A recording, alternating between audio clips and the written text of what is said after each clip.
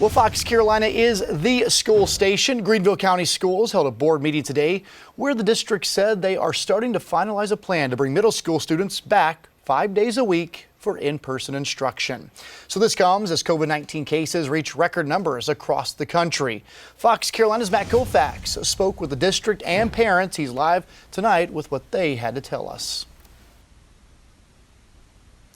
Yeah, Cody, well, with elementary school kids in the midst of their return to in-person instruction plan, the district says they're using what they've learned to help inform their decision. But they also concede, and parents that I spoke to point out that middle school presents its own unique set of challenges, including some with that PPE that we keep hearing so much about in schools that could make this a little bit more difficult.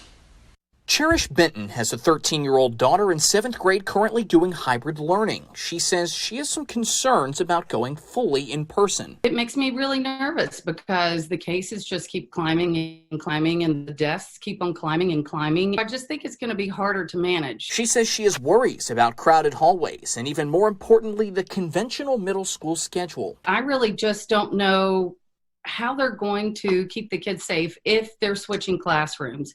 You know, it would be different if the teachers switched classrooms. Tim Waller with the district says they've actually considered that idea, along with staggered release times instead of bells to keep hallways at minimal capacity. What we're talking about here is basically the same type of plan as we utilize with elementary students.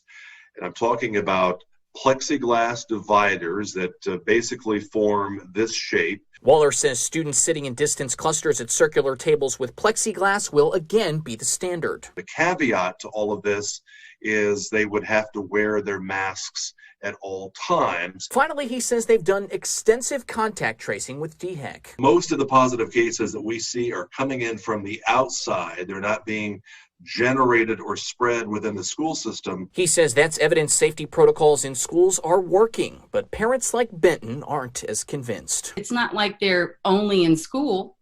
They're still going to be doing things with friends and neighbors and family with the holidays coming up. And Waller also tells me that among the many things that you just heard about, the district is also considering not using smaller middle school classrooms at all, and instead converting spaces like auditoriums and cafeterias and so on, possibly even gyms, to accommodate for some distancing that is so critically important. The district hopes to have a finalized plan as early as next week. Live tonight, Matt Kaufax, Fox Carolina News.